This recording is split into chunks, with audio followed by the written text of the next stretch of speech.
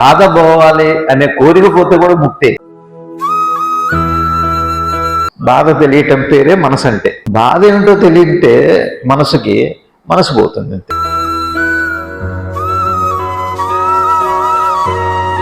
ఒక్కటే ఒక కోరిక ఏంటంటే ఈ మనసుకి బాధ పోతే బాగుండాలి.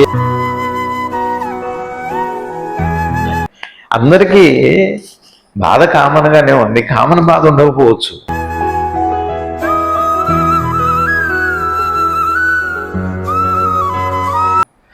అయితే కామన్ బాధ లేదు, కానీ సంస్కృతంలో కామన అనే బాధ ఒకటి ఉంది. కామన అంటే కోరిక, అదే బాధ.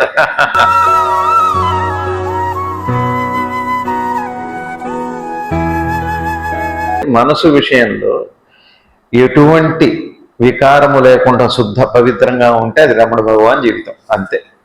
ఇదే భగవాన్ తత్వం. నేను మామూలుగా సంవత్సరాలను ఉంటాను, నా బాధ పోతే చాలు అనుకున్నా, ఇది ఒక్కటి పోయినా కూడా ఆధ్యాత్మిక సంపద వశమవుతుంది. అది భగవాన్ చెప్పిన సీక్రెట్. ఈలో ధ్యానం కుదరటము, ధ్యానం పోవటము మనోవైఖరిలోనే ఉంది. ఓం శ్రీ శివానంద గురుభ్యో నమః. శ్రీ ఆంజనేయ పరబ్రహ్మణే నమః. బంధువులు, ఆత్మస్వరూపులైన మీ అందరికీ నమస్కారం. ఓం నమో భగవతే శ్రీరమణాయ.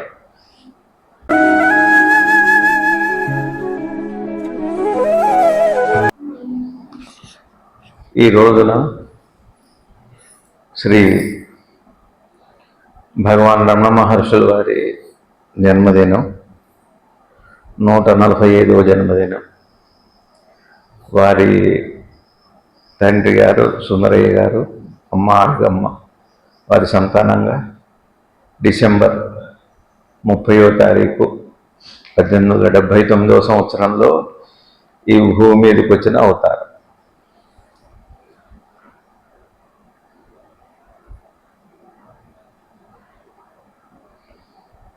మరి ఎందరో మహానుభావులు, అవతార పురుషులు ఈ లోకంలోకి, ఈ ముఖ్యంగా భారతదేశంలో అవతరించారు. పుణ్యపురుషులు శ్రీరామచంద్రులు వారు, శ్రీకృష్ణ పరమాత్మ, అట్లానే శ్రీ ఆంజనేయ స్వామి వారు, ఈ విధంగా పరమాత్మ అవతారాలు వచ్చినాయి. అట్లానే అదే అవతారంతో పరమాత్మ యొక్క అంశతో సుబ్రహ్మణ్య అంశగా, రుద్రాంశగా భగవాన్ రమణ మహర్షులు వారు కూడా అవతరించారు. ఏంటి భగవాను గురించి మనందరికీ తెలిసింది ఏమిటి అంటే, జ్ఞానస్వరూపులు, బ్రహ్మజ్ఞాని. సద్గురుదేవులు శివానంద భగవాన్ వారు ఏం చెప్పారంటే, ఈ భారతదేశంలో ఈ యుగంలో ఆధ్యాత్మిక ప్రపంచానికి వారు వరము అని అనుగ్రహం చేశారు. అది విశేషం. సరే, ఏమిటి వారు చేసింది? అవతారాలు వచ్చినాయి. పరమాత్మ భగవద్గీత అందించారు. మరి ఆదిశంకరులు వారు వచ్చారు. సదాశివ సమారంభం శంకరాచార్య మధ్యమం అస్మదాచార్య పర్యంతం వందే గురు పరంపరాం అని సదాశివుడి దగ్గర నుంచి ఇప్పుడు గురువుల దాకా ఈ ప్రపంచంలో ఎందరో మహానుభావులు సద్గురువులుగా అవతరించారు ఈ లోకంలో. అయితే 2 విషయాలు మీతో పంచుకుంటా. భగవాన్ మనకేం చేశారు, ఏం చెప్పారు అన్నది 2 విషయాలు చెప్పి ముగిస్తాను నేను. మనకి ఈ మన సమకాలీకరణంగా మన ఇప్పుడున్న వయసు వాళ్ళందరికీ కూడా గొప్పగా మనం ఆరాధించుకొని, ఒకసారి నమస్కరించుకొని ప్రార్థన చేసే మహనీయులు మనం గురుగా చెప్పుకోవచ్చు. ఒకటి భగవాన్ రమణ మహర్షి, అట్లానే 2 శ్రీకంచి పరమాచార్యులు వారు సన్యాసులుగా, ఇకపోతే 3 సద్గురు శివానంద భగవాన్ల వారు ఓ సంసారిగా. కాబట్టి భగవాను అట్లానే శ్రీ చంద్రశేఖర సరస్వతి మహాస్వామి వారు అనే సద్గురు శివానంద భగవాన్ వారు, భగవాన్ రమణ మహర్షులు వారు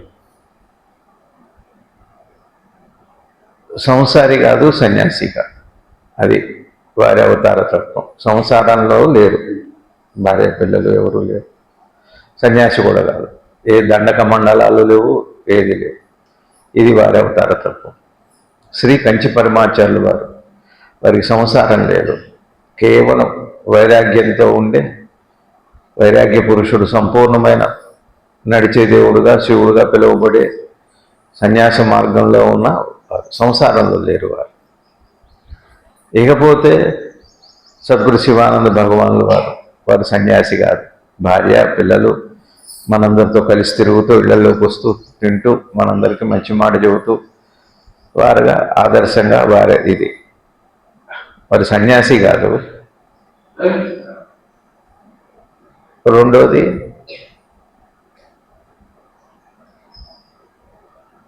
సంసారంలోనే ఉంటూ, పరమాచార్యులు వారు సంసారంలో లేకుండా సన్యాసిగా ఉంటూ, భగవాన్ రమణ మహర్షులు వారు సన్యాసము సంసారంలో కూడా లేకుండా ఉన్న వారి తత్వం. దీన్ని మనం తత్వపరంగా మనం ఒకసారి మననం ఏంటి దీని ఉద్దేశం అని ఆలోచిస్తే, మన ఉనికి మెలకు వచ్చిన తర్వాత మన దగ్గర మెలకు వస్తుంది కదా, మెలకు వచ్చి ఈ ప్రపంచంలో ఉండి ఎట్లా ఉండాలి అన్నది భగవాన్ ఏం చేశారంటే, భగవాన్ కూడా మెలకు వచ్చింది. మనమంతా సంసారమే వారికి. స్వీయంగా ఒక కుటుంబం లేకపోయినా మనందరినీ పిల్లల్లాగా పశుపక్షాదులను కూడా జంతువుల్ని అన్నీ ఉండేవి, పాములు నెమళ్ళు కోతులు. వారి చరిత్ర వారి చదివితే ఒకసారి ఎంతో రమ్యంగా ఉంటుంది. భరద్వాజ మహర్షులు వారి ఆశ్రమంలాగా ఉంటుంది వారి సంసారం. అయినా వారు ఎలా ఉన్నారు అంటే, మనకి మెలకు వస్తుంది, మనకి సంసారం ఉంది, మనకే ఆలోచనలు ఉన్నాయి. భగవాన్ ఏం చేశారంటే, మన దీన్నే ఒక మాటలో చెప్పాలంటే మనసు ప్రపంచం. ఒకటి మెలకువ, రెండేమో మనసు, మూడు ప్రపంచం. మనకు కూడా అంతే కదా, మెలకు వస్తుంది, మనసు పనిచేస్తుంది, ప్రపంచంలో జీవిస్తాం. భగవాన్ అవతారతత్వం ఏంటి అంటే, కేవలం మనసుని ఆ ప్రపంచాన్ని పూర్తిగా వదిలిపెట్టి శుద్ధ ఉనికిగా, శుద్ధ ఎరుకుగా. అదే పరమాచార్యులు వారు శ్రీ పాల్ బ్రంటన్ వారు వస్తే దర్శనానికి, నువ్వు ఇక్కడ ఇద్దరు మహాపురుషులను కలవటానికి, ఇక్కడ ఇద్దరే ఉన్నారు ఈ ప్రపంచంలో ప్రస్తుతానికి భారతదేశంలో, ఒకళ్ళు ఎక్కడో అడవిలో ఉంటారు, వారి దర్శనం దుర్లభం. పంచభూతాల్లాగా ప్రసన్నంగా అతి పవిత్రంగా ఉన్న ఒకే ఒక మహానుభావుడు అరుణాచలంలో ఉన్నారు, వారి వల్ల నీకు మేలు జరుగుతుంది అని శ్రీ పరమాచార్యులు వారు వారి దగ్గరికి పంపారు. ఏం లేదు, మనసుని ఏదో లేదు, మనసుతోనే ఉన్నారు, ప్రపంచంలోనూ ఉన్నారు, ప్రపంచంతో లేరు. ఇది భగవాన్ అవతార తత్వం. ఇదే అటు సన్యాసము సంసారము అంటే అర్థం ఏంటంటే, సంసారం అంటే ఈ ప్రపంచం, సన్యాసము అంటే మనసు విషయంలో ఎటువంటి వికారము లేకుండా శుద్ధ పవిత్రంగా ఉంటే అది రమణ భగవాన్ జీవితం. అంతే, ఇదే భగవాన్ తత్వం. ఇక రెండోది ఏమిటి అంటే, శ్రీ పరమాచార్యులు వారు మరి సంసారం ప్రపంచంలోనే ఉన్నారు, ఎంత వైరాగ్యంగా ఉన్నారు. వారికి దేవతార్చన, ఈ ప్రపంచంలో బోధ చేయటం, ఏది ఆశించకుండా పరిపూర్ణంగా, అంటే సొంత భార్య పిల్లలు కుటుంబం లేదు, కానీ ప్రపంచాన్ని తన కుటుంబంగా, మానవాళ్లే తన కుటుంబంగా హితం చెప్పడం, పవిత్రంగా జీవించడం, ఇది పరమాచార్యులు వారు చేశారు. భగవాన్ అదే చేశారు. భగవాను సన్యాసం లేదు, సన్యాసికి విగ్రహారాధన, పూజలు, ఒక వైదిక ధర్మం, సనాతన సాంప్రదాయం ఉంటూ ప్రపంచంతో ఉండటం, తనకంటూ కుటుంబం ఉండదు సన్యాసికి. భగవానికి దేవతార్చన లేదు, అట్లా సొంత కుటుంబము లేదు, కానీ అందరి ఏడ ప్రేమ కరుణ. ఇది భగవాన్ రమణ మహర్షులు వారు. ఆ తత్వం ఎట్లా ఉంటే శుద్ధ ఉనికికి సంకేతం. ఉదాహరణగా పరమాచార్యులు వారు శుద్ధ చైతన్యానికి సంకేతం. ఇకపోతే సద్గురు శివానంద భగవాన్ వారు ఉన్నారంటే సంసారంలో వారికి భార్య, 4 పిల్లలు ఉన్నారు. ఎంతగా ఎలా జీవించాలో అలా జీవిస్తూ మళ్ళీ మనందరితో స్నేహం, సమాజంతో దేశభక్తి అంత హితవు కోరుతూ ఎలా ఉన్నారు అంటే భగవాను ఒక రహస్యం చెప్పారు. మనందరికి కూడా, మనందరికీ చెబుతుంది తర్వాత. ఉంటూ గురువు గారు ఎలా ఉన్నారు అంటే నిర్లిప్తంగా తటస్థ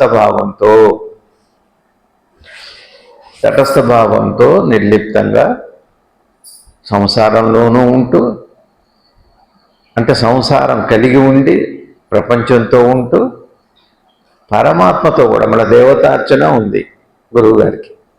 ఏది పరమాచార్యులు వారుకున్న దేవతార్చన ఉంది. అట్లానే రమణ భగవానికి ఉన్నట్టుగా పరిపూర్ణ జ్ఞానము ఉంది. వారికి ప్రపంచం ఉంది, వారికి ఒక దేవతార్చన లేదు, సన్యాసం స్వీయ కుటుంబం లేదు. పరమాచార్యులు వారికి దేవతార్చన ఉంది, సొంత కుటుంబం లేదు, ప్రపంచంతో ఉన్నారు. గురువు గారికి వచ్చేసప్పటికీ సొంత కుటుంబం ఉంది, దేవతార్చన ఉంది, ఈ ప్రపంచంలో ఉన్నారు. ఎలా ఉన్నారు అంటే పరమాత్మతో ఒకటే వైఖరి, తన కుటుంబంతో కూడా ఒకటే వైఖరి, మనందరితో కూడా ఒకటే వైఖరి. 3 కలిసిన తత్వం సద్గురు శివానంద గురుదేవుడు. అట్లా ఉన్నారు గురువులు అందరూ కూడా. ఇదే గురువుగారి తత్వం. కాబట్టి 3 కలిసి ఉన్నాయి, గురువు గారికి 3 ఉన్నాయి. ఇంత చిత్రంగా ఉంది. ఒకటే స్థితి మళ్ళీ ముగ్గురిది. ఏమిటి అంటే మానవాళి మీద ఉండే అఖండమైన ప్రేమ. ఎలా సాధ్యము అంటే భగవాన్ రమణ మహర్షుల వారికి మనసు ఎంత పవిత్రంగా ఉంది అంటే వారికి 2వ వస్తువు లేదు. అంటే మనోవైఖరి అలా ఉంది వారిది. భగవానికి మనసు లేదా? మనసు ఉంది. వైఖరి ఎలా ఉంది అంటే ఇతరం లేదు వారికి. ఇతరం లేదు కాబట్టి దేవతార్చన లేదు. ఇతరం లేదు కాబట్టి సొంత కుటుంబం కూడా లేదు. ఉన్న కుటుంబం అంతా కూడా తానే, ప్రపంచమే తాను, విశ్వ మానవాళిగా ఉన్నారు భగవాన్. అది వారి అవతారంలో. లేకపోతే పరమాచార్యులు వారికి వచ్చేటప్పటికీ తత్వంలో ఏముంది? దేవతార్చన ఉంది. కొంత కుటుంబం ఉందా? లేదు. మనం ఉన్నాం. ఈ దేవతార్చన ఎందుకోసం అంటే మన కోసం, హితం కోసం. ఇలా ఉండాలి, ఇలా జీవించాలి. కానీ వారి వైఖరి కూడా ఏమిటంటే మనోవైఖరి. వారికి మనసు ఉందిగా, వారికి మనసుంది. భగవానికి కూడా 3 లేవు. పరమాచార్యుల వారికి మనసు ఉంది, ఈ 2 ఉన్నాయి. కుటుంబం లేదు, భార్య పిల్లలు లేరు. అయినా వైఖరి ఎలా ఉంది? మనోవైఖరి ఎలా ఉంది? పరమాచార్యులు అంటే ఒక సన్యాసికి వైఖరి ఎలా ఉంది? మనసు వైఖరి ఎలా ఉంది? మనసు ముగ్గురికి కామన్గానే ఉంది. ఇకపోతే సద్గురు శివానంద గురుదేవుడు వారు దేవతార్చన ఉంది, సొంత కుటుంబం ఉంది, సమాజం అంటే ప్రపంచం కూడా ఉంది. ఈ 3లో కూడా వారి వైఖరి ఎలా ఉంది? ఇది వీళ్ళ 3 అవతారాలు. ఎవరంటే ప్రపంచంలో 3 ఉంటారు, 3 రకాల వాళ్ళే. మొదట 3 లేనివారు, 2 లేనివారు, 3 ఉన్నవారు. ఈ 3 సన్యాసి కనపడతాడు ఇవాళ మన సమాజంలోకి వెళ్తే. సన్యాసి ఎట్లా ఉండాలంటే పరమాచార్యులు వాళ్ళలాగా ఉండాలి. జ్ఞానం ఎలా ఉండాలి అంటే భగవాన్ లాగా ఉండాలి. జ్ఞాని సన్యాసి కలిపి సంసారం ఎలా ఉండాలంటే వాళ్ళిద్దరిలా గురువు గారు ఉండాలి. అంటే ఇంతే 3 ఉన్నారు లోపల. అట్లా ఎందరో ఉన్నారు మహాన్లో. మీలో కూడా చాలా మంది ఉండొచ్చు. ఈ లోకంలో ఎంతమందో అంటే లోకంలో అంటే ముఖ్యంగా భారతదేశంలోనే ఇట్లాంటి లక్షణం కనపడుతుంది. సరే, ఏంటి భగవాన్ వారి బోధ? చూడండి, మనందరికి కూడా, మనందరికీ మెలకు వస్తుంది. ఇల్లుంది, వాకిలుంది, పిల్ల జల్ల, స్నేహితులు, బంధువులు, సమాజం అంటే ఈ ప్రపంచం అంతా ఉంది మనందరం. సరే, ఇది ఒక్కటే ఉందా అంటే ఎంతో సుఖం ఉంది, సంతోషం, దుఃఖం ఉంది, బాధ ఉంది. ఉన్నాయా లేవా? సరే, ఇవన్నీ ఉండగా కూడా మనందరికీ ఒకటే ఒక కోరిక ఉంది. అందరికీ కూడా ఎంత సుఖం ఉన్న వాళ్ళైనా ఈ లోకంలో మనుషులు మనలాగా ఎన్ని ఉన్నప్పటికీ కూడా ఏదో ఒక బాధ, ఒక లోపం అయితే ఉంటుంది. అదే బాధ. బాధ అయితే ఉంది కదా, ధనవంతుడికి ఉంది, పేదవాడికి ఉంది. కరెంట్ అఫైర్స్ చూస్తే యూట్యూబ్లో కరెంట్ అఫైర్స్ అన్నీ చూస్తే ఎఫెక్షన్ ఏం లేదు. ఈ అఫైర్స్ అన్నీ ఎట్లా ఉన్నాయంటే కరెంటు లాగా షాక్ కొట్టేట్టుగా ఉన్నాయి. ఒక కూతురు, ఒకటే కూతురు, పిల్లలు లేరు, మగ పిల్లలు లేరు. వీళ్ళ ఆవిడ కూతురు దగ్గర ఉంది. భర్తకి ఏమో నైట్ షిఫ్ట్, ఈ అమ్మాయికి మార్నింగ్ షిఫ్ట్. వంట ఎవరు చేయాలి? తల్లిగారే చేయాలి. అల్లుడు గారి ఇంట్లోనే ఉంటాడుగా, ఇవాళ అది చెయ్యి, ఇవాళ ఇది చెయ్యి, ఇప్పుడు ఇది చెయ్యి, అప్పుడు అది చెయ్యి, మొత్తం మీద ఊపిరి తీస్తున్నాడు అత్తగారు. సరే అమ్మాయికి చెప్పింది, అమ్మ ఇట్లా మీ అల్లుడు మీ ఆయన నన్ను ఇట్లా, ఇంట్లోనే ఉన్నావు, ఏం చేస్తావు చెయ్యి. ఇది ఒక లక్ష్యం. ఆస్తి కోసం ఒక చెల్లి ఇద్దరు అమ్మాయిల్ని చంపేసింది. ఈ 2-3 రోజుల్లో వార్త. ఐదో అన్నదమ్ములు చెల్లెళ్ళని అక్కలే చంపారు. ఇప్పుడు ఏమేం చేసిందంటే తన తోటి వాళ్ళని చంపించేసింది ఆస్తి కోసం. ఇంతే. ఒక అత్తగారు, ఒక భర్త, భార్య పాపం చచ్చేట్టు వేస్తుంది. పొద్దున్న లేచి సాయంత్రం దాకా బాధితుడు తల్లిగారు, తను భార్యకి దండం పెట్టి పని చేయాలి. ఇది పరిస్థితి. ఇది ఒక బాధ. సరే ఇట్లా ఇప్పుడు మనందరికి కూడా భావం, మనందరం కూడా ఉన్నాం. ఇల్లుంది, వాకిలుంది, పిల్లలు ఉన్నారు, ఏదో కోస్తో డబ్బు ఉందో లేదు, ఆరోగ్యం ఉందో లేదో, మొత్తానికి బాధ అయితే అందరికీ మనసు ఉంది కాబట్టి బాధ కూడా ఉంది కాదా? సరే ఒక్కటే ఒక కోరిక ఈ ప్రపంచంలో అందరికీ కూడా, 100 కోరికలు ఇవ్వండి ఎవరికి, ఒక్కటే ఒక కోరిక, ఒక్కటే కోరిక. చాలా మంది చెబుతారని కోరికలు ఏంటంటే, కోరికలు ఎవరికి ఉన్నాయి? ఒక్కటే ఒక కోరిక ఏంటంటే, ఈ మనసుకి బాధ పోతే బాగుండాలి. ఏ బాధ ఉందో ఆ బాధ. ఏదో ఒక కోరిక ఉంటుంది. అంటే బాధ ఏంటి? బాధ పోవటానికి కోరిక వచ్చింది, కోరిక వల్ల బాధ వచ్చింది. అవి రెండు కవల పిల్లలు అన్నమాట. కోరిక వల్ల బాధ వస్తుంది, బాధ వల్ల. సరే మనందరి కోరిక ఏంటి చెప్పండి? బాధ పోవాలి. మరి బాధలు లేవా? మెలకు వచ్చిందంటే బాధ వచ్చింది, ఏదో ఒక బాధ, కావాలనో వద్దనో, ఉందనో లేదనో, ఏదో ఒక బాధ. ఆరోగ్యం కానివ్వండి, సంపద కానివ్వండి, పిల్లలు కానివ్వండి, పెళ్ళిళ్ళు కానివ్వండి, సామాన్యమైన రైతుకు కూడా ఇవేగా ఉండేది. బాధ అయితే ఉంది. ఏముందో ఏం లేదు. వృత్తులు వేరే ఉండొచ్చు, ప్రవృత్తులు వేరే ఉండొచ్చు. మనసుకు ఉన్నది, అందరికీ ఉన్నది ఏంటంటే ఒకటి బాధ, 2 కోరిక. ఈ రెండే కదా. ఇది వాళ్ళు ఎందుకు చెబుతున్నాను అంటే, భగవాన్ ఏమందించారు ఒకటే మనందరం కూడా గుర్తు పెట్టుకోండి. నా సత్సంగంలో కూడా మనసు గురించి కెమెరాతో పోలుస్తూ చెప్పాను. ఇక్కడ కూడా నిన్న సత్సంగం చెబుతున్నప్పుడు ఎరుక గల శక్తి ఉంది, కానీ ఎరుకలు ఏం లేవు. అది ఏమీ లేదు. బేదరికం, బాధ కూడా లేదు, దానికి సంతోషం కూడా లేదు ఎరుకలు. సరే అది మనసుగా మారింది. మెలకు రాగానే ఎరుక ఆత్మీయమైంది, మనసుగా మారింది. అది మనసుగా మారిన తర్వాత దానికి ఎరుక ఉంది, బాగానే ఉంది. ఎరుకే కాదు, ఎరుక మనసుగా మారినా ఎరుకే కానీ అనంగానే మనసు అంటాం. కానీ మనసుగా మారిన తర్వాత మాత్రం అన్నీ ఉన్నాయి. లేనిది లేదు, ఉన్నది లేదు. అట్లా చిత్రంగా ఉంది. అందులో ముఖ్యంగా దాని ఆస్తి ఏమిటి అంటే, మనసుకి వచ్చిన తర్వాత ఎరుక మనసుగా మారాక, మనకి మెలకు వచ్చాక ఏమని చెప్పండి ఒక్కటే మాట, మనసుగా మారిందా, ఆత్మగా ఉందా, ఈ పేర్లు తీసేద్దాం కాసేపు. ఉన్నది చూద్దాం. ఉన్నది ఏమైంది? ఉన్నది ఏదో లోకంలోకి వచ్చింది. ఉన్నది అంటే మెలకు, మనకి ఉన్నది లోకంలోకి వచ్చాం, లేచాక లోకంలోకి వచ్చాం. ఏమున్నాయి చెప్పండి? ఏవో పనులు ఉన్నాయి రకరకాలుగా. చివరికి ఏదో బాధో, ఒక కోరికో బాధో, ఇవన్నీ నావే. ఆత్మ మనసు అయిందా, మనసు ఆత్మ అయిందా, మనసు ఆత్మగా మారుతుందా, జీవుడు ఆత్మ ఒకటేనా, జీవుడు ఒకటేనా, ఇవన్నీ తీసేసేయండి. ఇవన్నీ కూడా చెప్పారు భగవాన్. ఇవన్నీ కూడా మనం మాట్లాడుకున్నాం.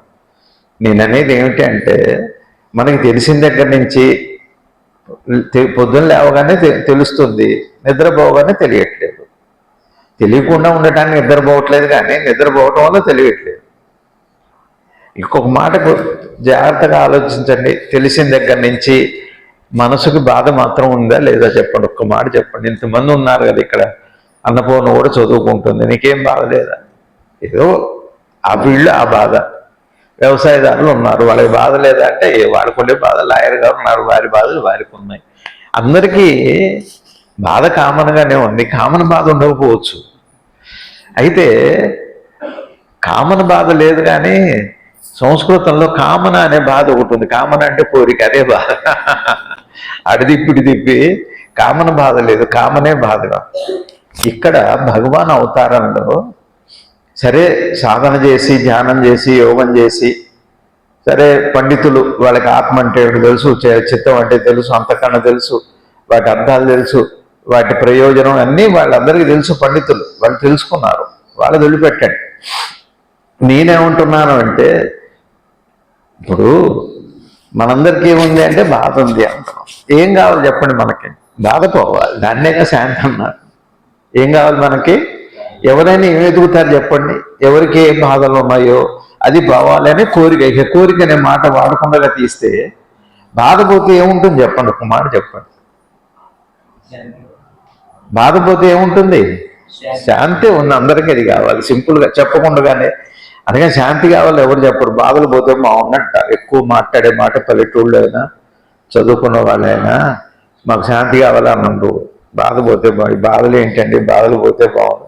అదే దానికి ఉన్నాయి సార్. ఒకటి మనకి శాంతి, మనకి రెండే తెలుసు, బాధపడటం, బాధ లేకపోవటం. రెండే తెలుసు. ఒకటి తెలుసు, బాధపడటం తెలుసు, బాధ ఎట్లా పోతుందో కూడా వెతుకుతున్నాం, అదే దాని శాంతి అన్నాం. మనకి బాధ రావటం తెలుసు, బాధ లేకపోవటం కూడా తెలుసు.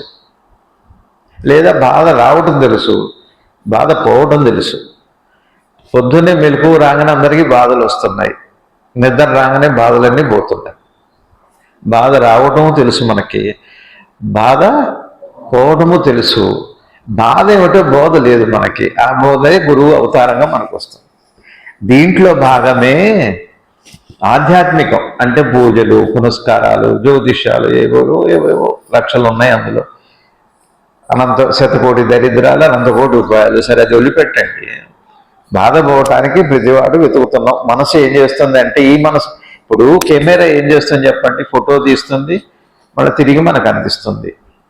అంతేగా కెమెరా. నీ కెమెరా నా కెమెరా ఏముంది? వాళ్ళ కెమెరా వీళ్ళ కెమెరా. కెమెరా అంటూ అంటే ఆ ఇన్స్ట్రుమెంట్ లక్షణం ఏమిటి అంటే ఫోటో క్యాప్చర్ చేయటం, లోపల నుంచి మళ్ళీ మీకు అందించడం.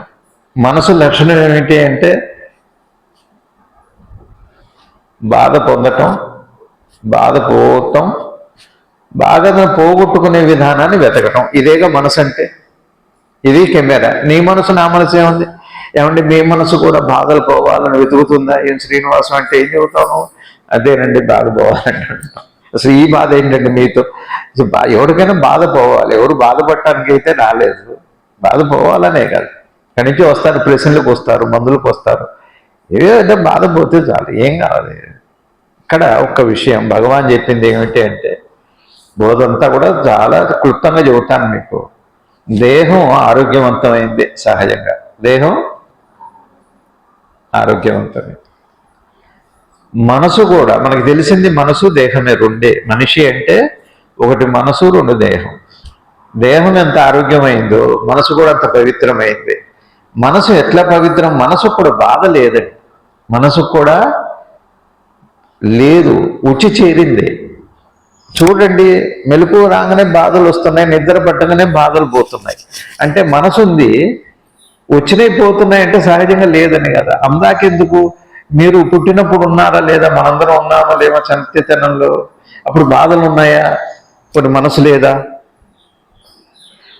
అసలు మనసు అంటే ఏంటో తెలుసా అండి?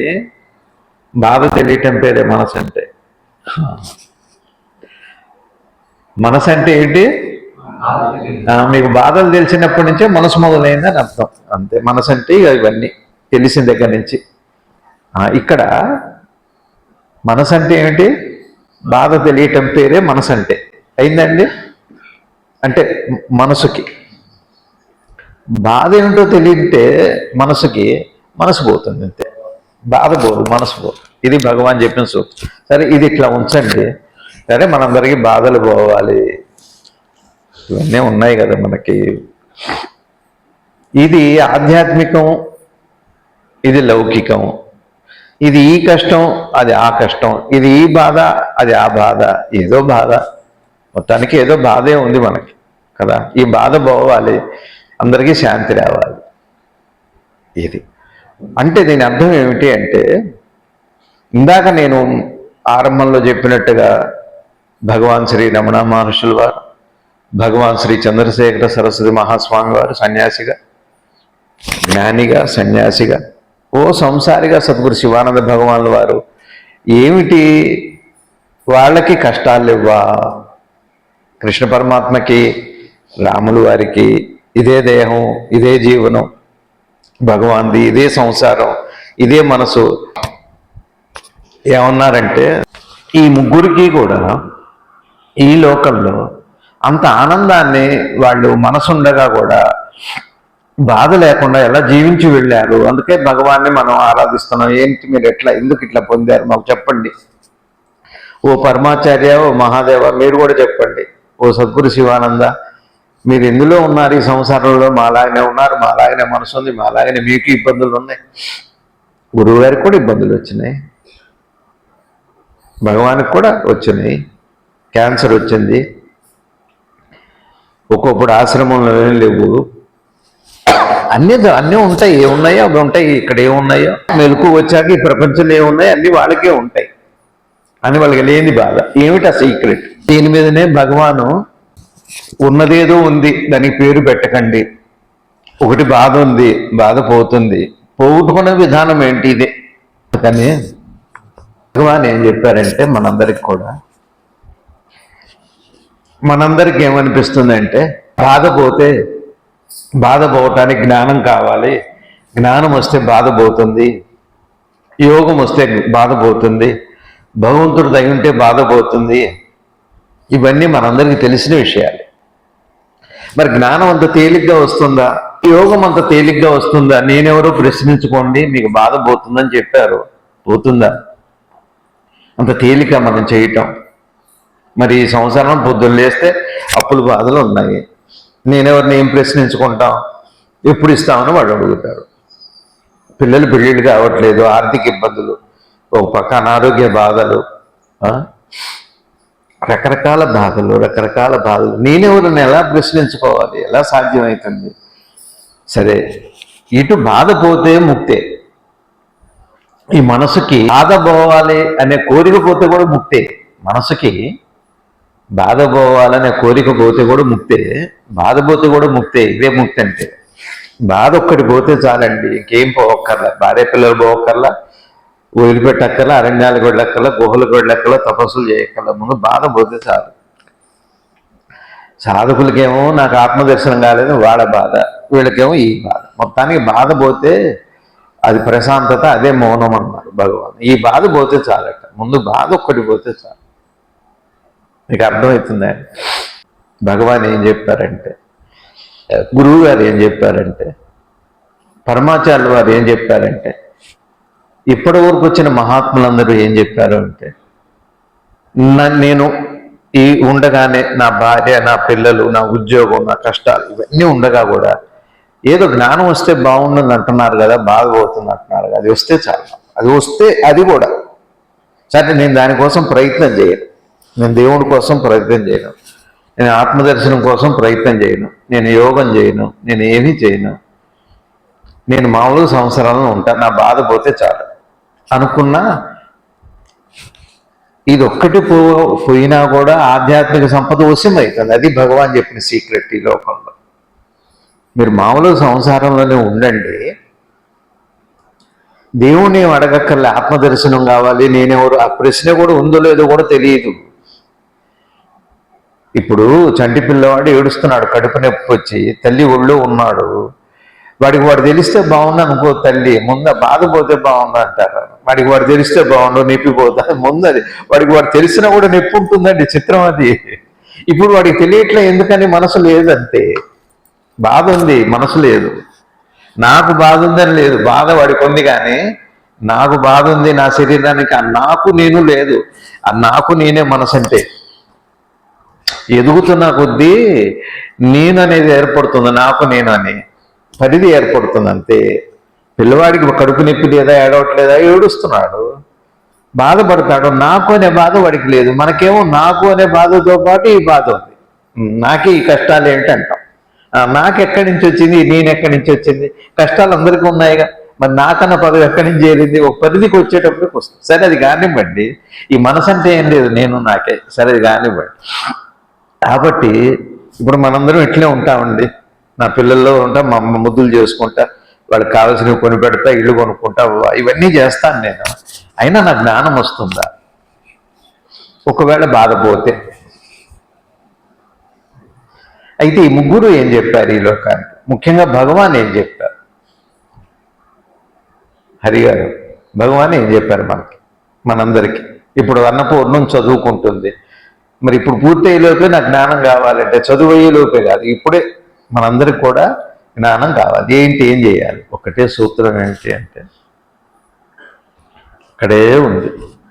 మనసుకి మెలకు రాగానే తెలుస్తున్నాయి మనకి.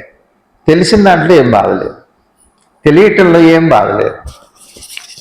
తెలియటం ఎందుకు అంటే అనుభవించటానికి. అక్కడ అన్నం ఉందని తెలిస్తేనే కదా నేను తింటాను. తెలియటం ఎందుకు అంటే అనుభవించటానికే. భగవాన్ రమణ మహర్షి గారు ఒక అద్భుతమైన మాట చెప్పారు. ఏమంటారంటే, శరీరం కదిలింది కాబట్టి ఆకలి అయింది, ఆకలి తిన్నాం కాబట్టి నిద్ర వస్తుంది, ఇంతే అని అన్నారు. నిద్రకి కారణం ఆహారం తీసుకోవటం, ఆహారం తీసుకోవటానికి కారణం శరీరం కూడా. అందుకని తెలియాలి కదా, మరి శరీరం బతకాలి అంటే తెలియాలి కదా. ఇది సూత్రం. అయితే నాకు తెలిసింది ఎందుకంటే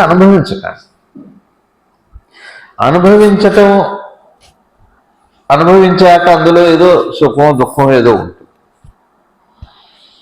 లాభమో నష్టమో ఉంటుంది, మళ్ళీ కావాలనిపిస్తుంది. ఇక్కడ భగవాన్ రమణ మహర్షి మనందరికీ చెప్పిన బోధ ఏమిటి అంటే, ఒకటి మనం ఈ సంసారంలో ఉండి జ్ఞానం రావటం, నేనెవరిని ప్రశ్నించుకోవటం, యోగం చేయటం, ప్రాణాయామం చేయటం, అవన్నీ అందరూ కుదురుతాయి, తెలుస్తాయి, తెలియవు, ఏదన్నా కానివ్వండి. అందరినీ అసలు ఇక్కడ 3 చెప్పాను నేను. ఒక జ్ఞాని, ఒక సన్యాసి, సంసారంలో ఉండి ఈ 2 ఉన్నవాళ్ళుకి ఎందువల్ల అలా ఉన్నారు ఆనందంగా అంటే, మనోవైఖరి, మనసు యొక్క విధానం ఎట్లా ఉంటే ఆ స్థితి మనకు వస్తుంది.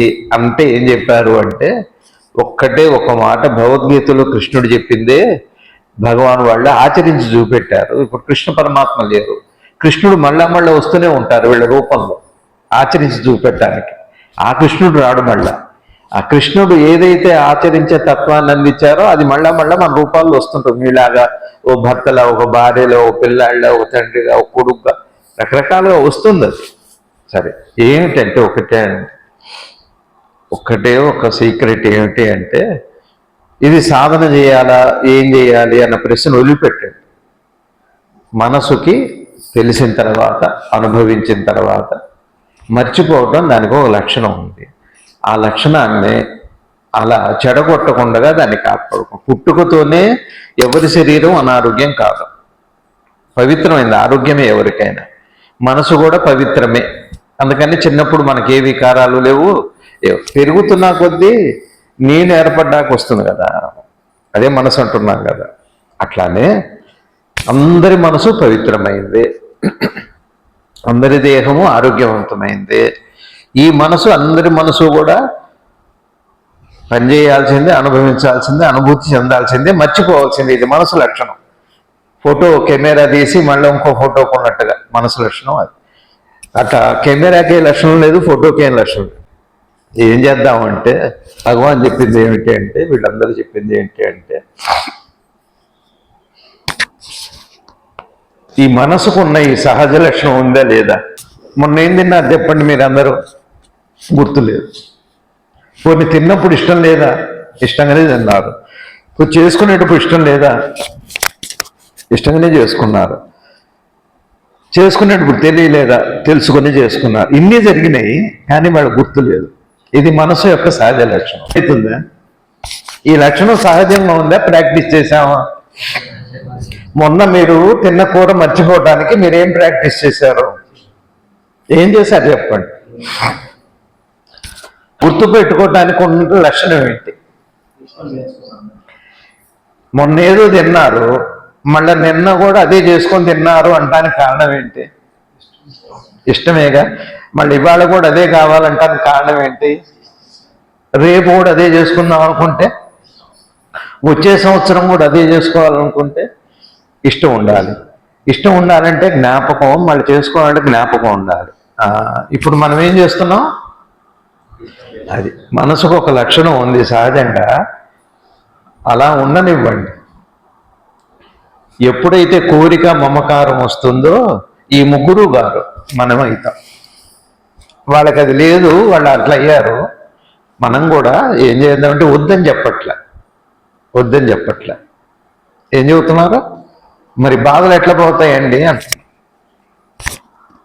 ఇక్కడ అద్భుతమైన ఒక రహస్యం చెప్పారు భగవాన్, యోగ రహస్యం. బాగా వినండి.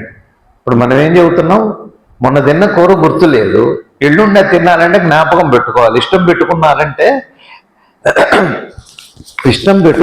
అంటే జ్ఞాపకం యొక్క ప్రభావం పెరుగుతుంది, అప్పుడు బాధ పెరుగుతుంది. ఇష్టం లేదనుకోండి, నిర్లిప్తత ఉందనుకోండి, మమకారం లేదనుకోండి, కర్మ అంటది అంటున్నారు భగవాన్. అంటూ ఏం చెబుతున్నారంటే, ఎప్పుడైతే మమకారము కోరిక లేదో, కోరిక వద్దని చెప్పట్ల, మీరు అర్థం చేసుకోండి. మమకారం వద్దంటున్నారు, కోరిక వద్దని చెప్పట్లేదండి, మమకారం వద్దంటారు. మమకారం అంటే జ్ఞాపకం పెట్టుకొని అనుభవించాలి అనుకోవటం. అయిందండి. ఎప్పుడైతే అట్లా ఉంటామో, అట్లా ఉన్నప్పుడు అది విశ్వమయ ప్రేమ కింద మారుతుందట. అతని ప్రపంచం వదిలిపెట్టేస్తున్నారు, ప్రకృతి అతన్ని వదిలిపెడుతుందంటున్నారు భగవాన్. ఆ ప్రేమ విశ్వమయమైపోయి, విశ్వమంతా ఏ ప్రేమ పరమాత్మ యొక్క స్వరూపంతో నడపబడుతుందో అది వీడి అనుభవంలోకి వస్తుంది అంటున్నారు భగవాన్. తేలిగ్గా ఉందా, కష్టంగా ఉందా? ఎట్లా అంటే బాధలు పోతాయా?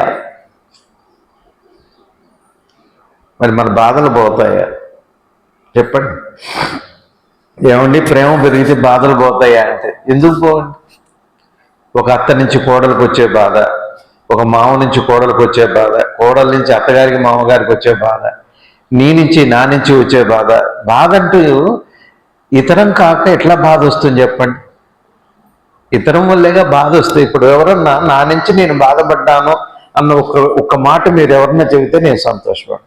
మీలో ఎవరైనా ఒక విషయము ఇంకో వ్యక్తి కాకుండా నేను బాధపడ్డాను అన్న ఒక సంఘటన చెప్పండి నాకు.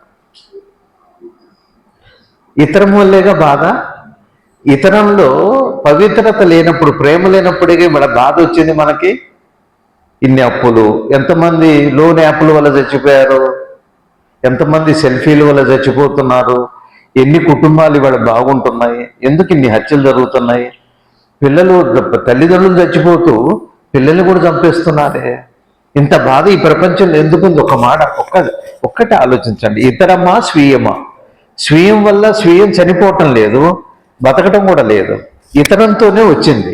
ఇతరంలో ఎందువల్ల ఇదంతా వచ్చింది? ఇతరంలో ఎందువల్ల ఈ కష్టం వచ్చింది మనకి? పవిత్రత లేకపోవటం వల్ల, ప్రేమ లేకపోవటం వల్ల ఇవాళ మనందరం కష్టపడుతున్నాం.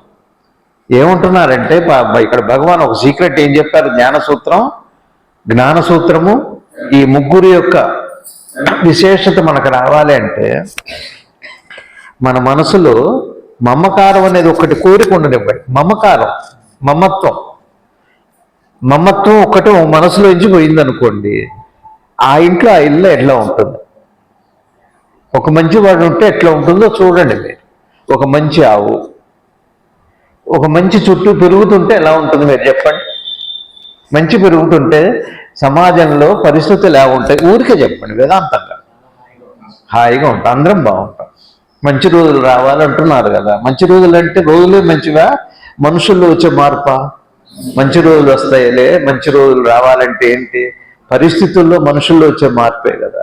ఇక్కడ భగవాన్ చెప్పిన ఈ భారతదేశం ఇప్పుడు మనకు అందించిన సూత్రం ఏంటంటే, మనంగా ఇప్పుడు ఉన్నాం కదా, బాధలు ఉన్నాయి, లేవనట్లేదు. ఇప్పుడు బాధలు ఎట్లా పోతాయి అంటే, ఒక మమకారం వదిలిపెట్టుకోండి, మనసుకు నా బాధ పోతుంది. మనసులో ప్రేమ విస్తృతమై అది సమాజంలోకి వెళ్ళటం వల్ల చాలా బాధలు, 99% బాధ, అజ్ఞానం కానీ అవి కానీ మౌలికమైన మార్పులు జరుగుతాయి. ఈ విధంగా మీరు ఎక్కడికి పారిపోవద్దు. సన్యాసం అంటే ఇదే.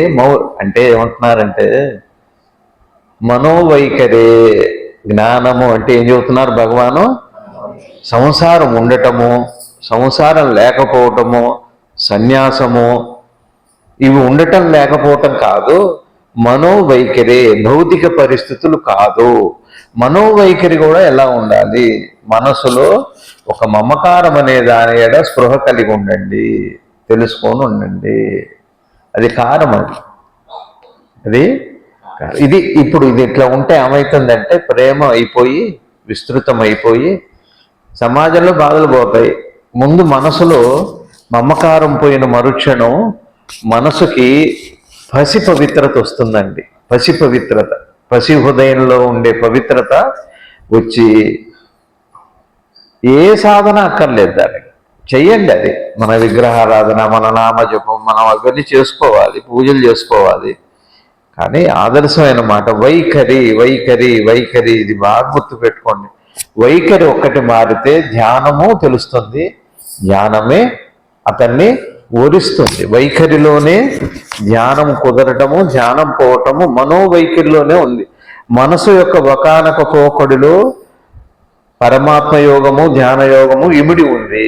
ఒకానొక పోకడలో మనసులో జీవనము, ఈ బాధలు ఇమిడి ఉన్నాయి. ఒక చోట మనసుకి బాధ ఉంది. చూడండి, మనసు ఉంది మనకి. పగలేమో బాధపడుతుంది, రాత్రి ఏమో సుఖపడుతుంది. ఏమిటి చెప్పండి? ఒకే మనసుకి రెండు ముఖాల్లో ఒక చోట బాధపడుతుంది, ఒక చోట సుఖపడుతుంది, సంతోషపడుతుంది. నిద్రలో ఆనందంగా ఉంది, పొద్దుల్లో బాధ. మనసు ఒకే మనసుకి. ఎందుకు అంటే దాని వైఖరి అర్థం కాకనే తప్పితే అది మనం సంపాదించుకోవడం. వైఖరి అర్థమైతే మీకు అర్థం. ఏ వైఖరి వల్ల మనసుకు బాధ వచ్చింది, ఏ వైఖరి వల్ల మనసుకు బాధ ఎక్కువ మీకు అర్థమవుతుంది. అలా దీనికే నామజపం చెప్పారు, గురువుల స్మరణ చెప్పారు, ఇవన్నీ ఏవో చెప్పారు.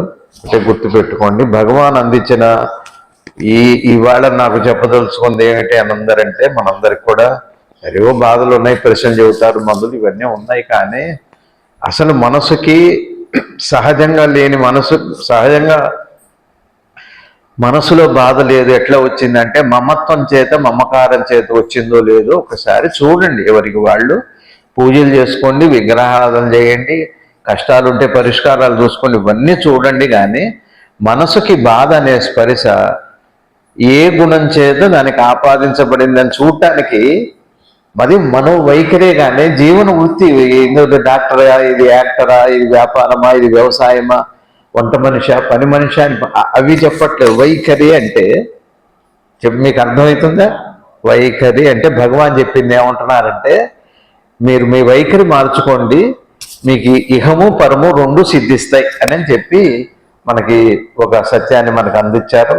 మీ అందరికీ మనస్ఫూర్తిగా భగవాను ఇందాక చెప్పుకున్న వరుసల్లో శ్రీ పరమాచార్యులు వారు, శ్రీ సద్గురు శివానంద భగవానుల వారు, వీరి ఇద్దరిని ఒక ముద్ద చేస్తే భగవాన్ అవుతారు, వారిద్దరిని ముద్ద చేస్తే వీరైతారు. అందరూ ఒకటే, అదంతా మనమే. వైఖరి గుర్తుపెట్టు. చదువుకునే విద్యార్థికైనా, సంసారికైనా, సన్యాసికైనా, ఎవరికైనా అన్నీ ఎవరి పనులు ఏ పని చేస్తున్నా, పెళ్ళున్నా లేకపోయినా, ఉద్యోగం ఉన్నా లేకపోయినా, వ్యాపారమైనా, అది ఏ వృత్తి అయినా, ఏ ప్రవృత్తి అయినా, వైఖరి చాలా. మనసుకు ఒకటే ప్రవృత్తి, అది ఒకలానే ఉంది. అందరికీ ఉన్నది ఒకటే బాధ, ఒకటే కోరిక, బాధలు పోవాలని. మరి ఎలా పోతాయి బాధలు అంటే, వైఖరి మారితే బాధలు పోతాయి. వాళ్ళలాగా బాధలు ఉంటాయి, మనసుకి తెలుస్తుంది. ఏమో చూడండి, మీరే వైఖరిని గమనించండి. కష్టమా? అర్థమైందా శ్రేణి నేను చెప్పింది? దాన్నే భక్తి అన్నారు. భగవాన్ ఏమన్నారంటే వైఖరినే భక్తి అన్నారు, వైఖరినే యోగము అన్నారు భగవాను, వైఖరినే జ్ఞానం అన్నారు. ఇప్పుడు ముగ్గురు లేరు. ఇప్పుడు మనకు మాటలో ఇందాక చెప్పుకున్న దాంట్లో వైఖరిలోనే ముగ్గురు ఉన్నారుగా. కానీ అందరి వైఖరి ఎలా ఉంది? ఒక వైరాగ్య ధోరణితో, అంటే నిర్లిప్తమే. దేని మీద వాళ్ళకి ఏ ఆశ, మమకారం లేదు, ఏ మమకారం లేదు. అద్భుతమైన వాళ్ళు. శ్రీ జిడ్డు కృష్ణమూర్తి గారు అట్టను. ఇంకా చిత్రమది, ఇంకా చిత్రమైన వాళ్ళు. ఇదో జిల్లేడు మూళ్ళమ్మ. ఇట్లా ఎంతమంది అండి ఈ దేశంలో వైఖరి. ఒకటి చెప్పండి, వాళ్ళున్న ప్రపంచంలో బాధలకి ఎవరు కారణం చెప్పండి? మనంగా ఉన్నామా? గ్రహాలకు ఆపాదించకండి, అది వేరు విషయం. దేవుడికి గ్రహాలకు ఆపాదిస్తాం, అది వేరు విషయం. అది పక్కన పెట్టండి. ఎక్కువ బాధలు దేని వల్ల ఉన్నాయి చెప్పండి ఇవాళ సమాజంలో? వైఖరి వల్ల కాదు. వైఖరి వల్ల సమాజం బాగుపడుతుంది, వైఖరి వల్ల సమాధి స్థితి కూడా సంభవిస్తుంది. రెండు సమస్యలు. రెండు సంభవమే.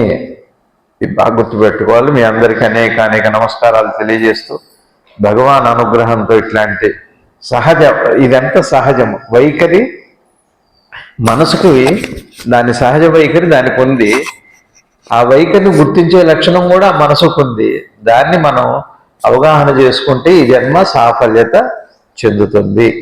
ఇది మీ ఇష్టం. ఇంకా మీకు ఏది ఇష్టం ఉందో, నామం చేస్తారా, జపం చేస్తారా, యోగం చేస్తారా, అది వేరు. విగ్రహారాధన సంప్రదాయం అది వేరు. అవన్నీ యువతలు దేహ ప్రారంభంలో. ఇది మాత్రం అంతే. మీ అందరికీ భగవాన్ రమణ మహర్షుల వారి జన్మదిన సందర్భంగా నమస్కరిస్తూ, దేశ విదేశాల్లో ఎక్కడ ఉన్నవాళ్ళు కూడా క్షేమంగా, ఏవో చెబుతున్నారు పెద్దలు, ఏవో జరుగుతాయి, 2025 బాగలేదు, 25 బాగలేదు అంటున్నారు. సరే, ఏదన్నా కానివ్వండి. ఆశాజీవులు బాధపడకుండా హాయిగా ఉండాలి అందరూ. అట్లాంటి దయ భగవంతుడే ఇవ్వాలి మనందరికీ. ఏవో ఇక్కడికి ఉన్న వాళ్ళలో ఎవరికి ఏ ఇబ్బందులు ఉన్నాయో, ఏ బాధలు ఉన్నాయో ఏవో చెబుతారు, ఒకటి అదే చెబుతారు, ఎవరన్నా చెప్పగలిగితే. కాబట్టి ఎవరేం చెప్పినా నా ఉద్దేశం ఏమిటి అంటే వైఖరి వైఖరి వైఖరి అంతే. అందరికీ శుభాలు జరిగి చక్కటి ఆలోచనలతో, చక్కటి మార్గదర్శకత్వం, మార్గము, గమ్యము అన్నీ సిద్ధించాలని నా సద్గురువులైన శ్రీ భగవాన్ స్వరూపులైన భగవాన్ రమణ మహర్షుల వారు గురువు గారికి అభేదమే, తత్వమే ఒకటి. ఆయన ఆ గురువు గారికి నమస్కరిస్తూ, మీ అందరి క్షేమాన్ని మనస్ఫూర్తిగా కోరుకుంటూ, ప్రార్థన చేస్తూ, అందరికీ నమస్కరిస్తూ, శ్రీ భగవాన్ రమణ మహర్షుల వారికి జై. భగవాన్ని అన్నారట, చిన్న మాట, ఎవరో బాధలు ఎక్కువైనాయి, కుటుంబంలో కష్టాలు ఉన్నాయి అంటే భరించలేకపోతున్నా అన్న. నిజంగా దయామయుడు ఆయన భగవాన్ అన్నట్ట. అంత బాధ వస్తే రమణ రమణ రమణ అనుకుపోతాయి అన్న. ఏ కష్టం ఏమన్నా, ఏం బాధ ఉంటుంది చెప్పండి? నా జ్ఞానం రాలేదు, రమణ రమణ అనుకోండి. ఇంట్లో ఇబ్బందులు ఉన్నాయి, రమణ రమణ అనుకోండి, అయిపోయింది. జ్ఞానానికైనా భౌతికమైన కష్టమైన, చదువు రావట్లేదు, రమణ రమణ రమణ. పెళ్లి కావట్లేదు, రమణ రమణ రమణ అనుకోండి. అనుకుంటూ ఉండండి, ఏమవుతుందో ఏమో చూద్దాం. అది భగవాన్ అందించిన ఒక అద్భుతమైన వరం. అది భగవాన్ రమణ మహర్షుల వారి నామం అంత గొప్ప. కాబట్టి ఏదో ఒక నామం తెలుసుకోండి చక్కని. నమస్కారం. అరుణాచల శివ, అరుణాచల శివ, అరుణాచల శివ, అరుణాచల శివ, అరుణాచల శివ. అరుణాచల శివ అంటే అర్థం ఏమిటి అంటే వైఖరిని అవగాహన చేసుకోవటమే రమణ మార్గం. రమణ మార్గము అంటే నేనెవరో తెలుసుకోవటము అంటే వైఖరిని అవగాహన చేసుకోవటమే రమణ. నేనెవరో అన్న ప్రశ్నకి ఎలా వేసుకోవాలి, ఎలా విచారణ చేయాలంటే వైఖరిని అర్థం చేసుకో. ఏ వైఖరైనా ఏంటో వాడు వైఖరి అలా ఉందంట అంటే దూరంగానే ఉంటారు, లేదా దగ్గరకన్నా వెళ్తారు. వైఖరి దగ్గరకన్నా చేస్తుంది, దూరమన్నా చేస్తుంది, లేదా లేకుండా అన్నా చేస్తుంది. వైఖరిలో ఆ లక్షణం ఉంది. నమస్కారం.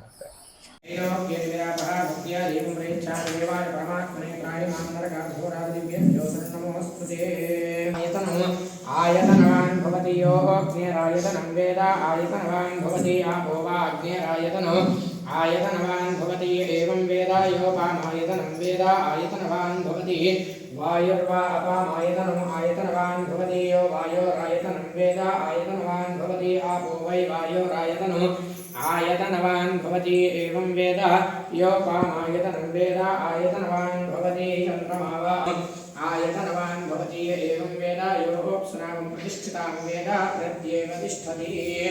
రమణ గురుదేవతాభ్యో నమో నమః. ధ్యాయామి, ధ్యానం సమర్పయామి, ఆవాహయామి.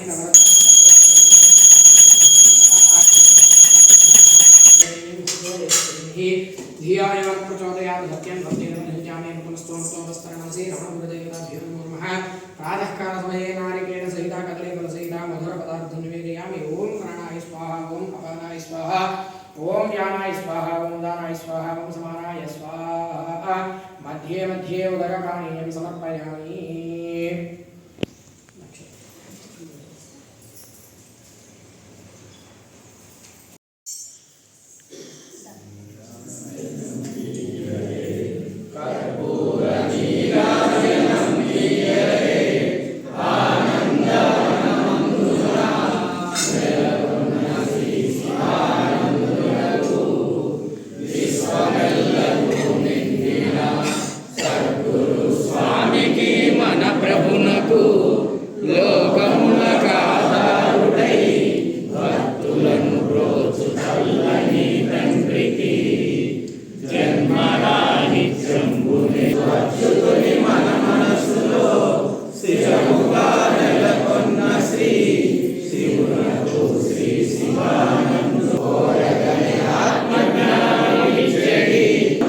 ఇష్టమౌ పూజలను చేయుదరి మన తండ్రికి మన తనులే ఆలయముగా మనసునే కర్పూర శకలములుగా చేసి భక్తియే